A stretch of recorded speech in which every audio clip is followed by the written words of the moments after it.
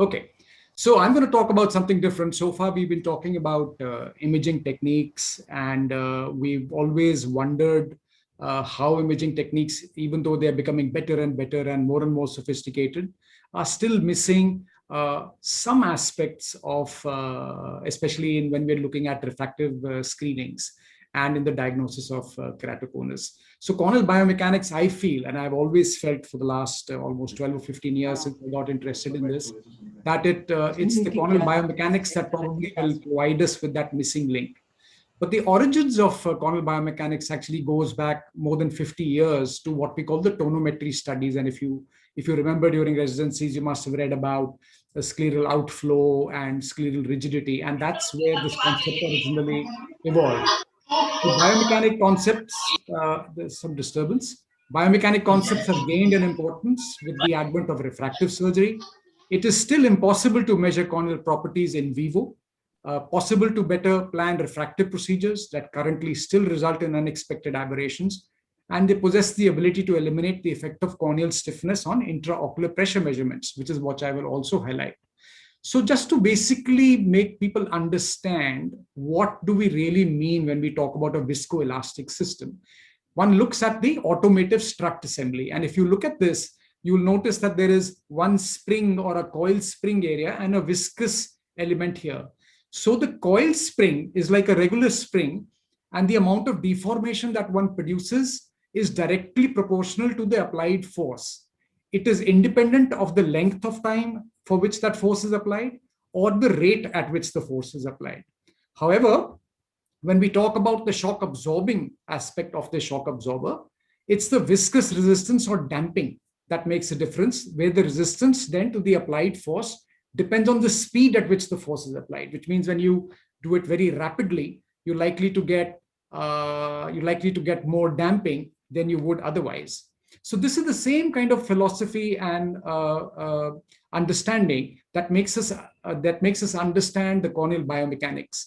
So if you look at a Goldman tonometer, it makes static measurements. That is, it keeps increasing the pressure on the cornea till it achieves what we call a static situation of applanation. And it is that steady state applanation that allows us to make the pressure measurement.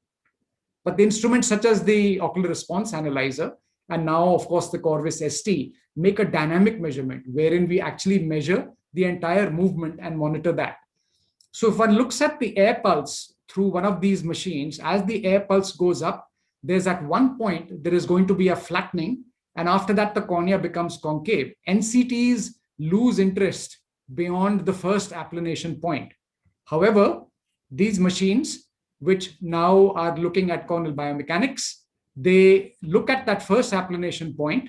They continue to make the cornea concave by increasing the pressure of the air pulse. And then as the air pulse pressure comes down, the concavity of the cornea comes back. And again, it reaches a state of plano or planar state, where that is an applanation pressure 2, which is the out signal peak. And it is this change in that is then looked at with a great degree of interest by the instrument. So studies have concluded that the variation in corneal thickness affects the accuracy of measured intraocular pressure, but the over or underestimation of the pressure caused by this corneal interference is only valid on average. The relationship is not very significant, and it is actually an error to just look at the corneal thickness algorithm and try and make the assessments and the corrections of the intraocular pressure based on the CCT algorithm.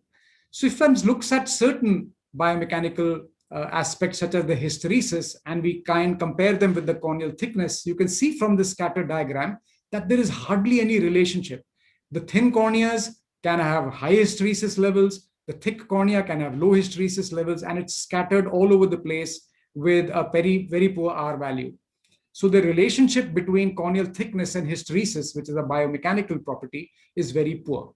And this is the problem with CCT-based IOP adjustment algorithms. If one takes a pine wood and one takes an oak wood, the pine wood of 2 millimeter thickness will bend with a certain force. The oak wood with the same amount of force will not bend. So thickness is not actually resistance. If we look at the intraocular pressure, which is compensated for the cornea, in normal tension glaucoma and the intraocular pressure from Goldman, one sees that the IOP-CC is consistently higher by almost 2.5 to 3 millimeters more than the IOP-G. And this is because the IOP-CC has compensated for the biomechanical aspect of the normal tension glaucoma. So IOP-CC measures higher than current tonometers in NTG eyes, and it enables physicians to identify these at-risk patients. Look at this pre and post LASIK IOP-CC. Now one knows that we have thinned the cornea. And if you look at the IOP-G following LASIK, there'll be an average of a 26% pressure drop as measured, whereas in the IOP-CC, that difference is only 3%. So the accuracy of current tonometers is affected by refractive surgery procedures such as LASIK, but IOP-CC is much more accurate. So the IOP-CC correlates strongly with the Goldman tonometry, but it has the following advantages. It is not affected by CCT. It is not affected by rigidity. It is more accurate in keratoconus, in Fuchs, in ocular hypertension, and in normal tension glaucomas. It has less measured IOP reduction post-LASIK, and of course, it has no operator bias. If we examine refractive surgery again, refractive surgeons try to minimize the potential ectasia by leaving a minimum residual bed behind. But this approach is not satisfactory because it's the biomechanical properties that may actually govern the way this cornea will behave.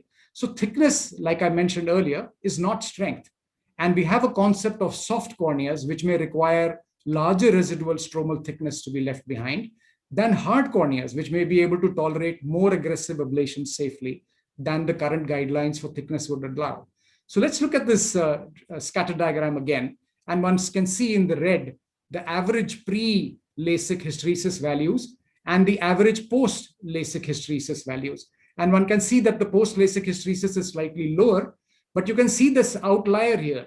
This patient's pre-LASIK hysteresis is lower than the population average post-LASIK hysteresis. So this is the patient who may become a candidate for ectasia, given everything else to be normal. The other big advantage in these biomechanical devices is that they actually help us classify corneal pathologies. So look at the hysteresis here. Keratoconus, low hysteresis. Fuchs, low hysteresis. Normals, high hysteresis. So one is a thick cornea with low hysteresis. The other is a thin cornea with low hysteresis. So therefore, biomechanical properties are as important as the thickness aspects of the cornea.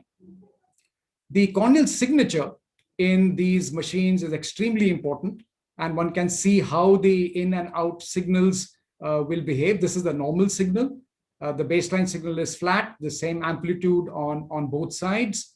And if one looks at the signal in the keratoconus, you can see the blunting. You can see there's low CH, low CRF, there's a thin CCT, low amplitude pikes, there's a raw signal bounce as well, and more noise. So these noisy signals, of course, led to less repeatable data. Subclinical keratoconus again looks nearly normal, but again has low CH and CRF. Severe keratoconus, you can almost see that there is hardly any signal at all. And this, of course, is no question about the hysteresis here. This is keratoconus. Pre and post LASIK again, you can see a little bit of a drop in the signal, especially on the out side, and the CH and CRF are low with thin shark and peaks with a reduced signal amplitude and noise. So these ectasia signals again are very specific to the biomechanic machine, and one can see the keratoconus match index here, where the KMI is at 1.05, and this patient has an 89% chance that this is a normal cornea with only a 10% chance that there's a suspicion of keratoconus. Whereas as this KMI level starts to come down, the suspicious index seems to go up, and the normalcy chances go down. Here again, the mild keratoconus and the moderate keratoconus, here again, you can see that these patients are having data which suggests that there is a drop in the biomechanical aspect. So here they're the normal or the abnormal corneal signatures which have to be seen. So to conclude, the clinical applications of a biomechanical device is that it helps in corneal pathology diagnosis, in pre-ectasia screening, in post-LASIK IOP measurement, in looking at the corneal stability and the wound healing, in the diagnosis of glaucoma as well as ocular hypertension and low tension glaucomas, and in the efficacy of the treatment monitoring.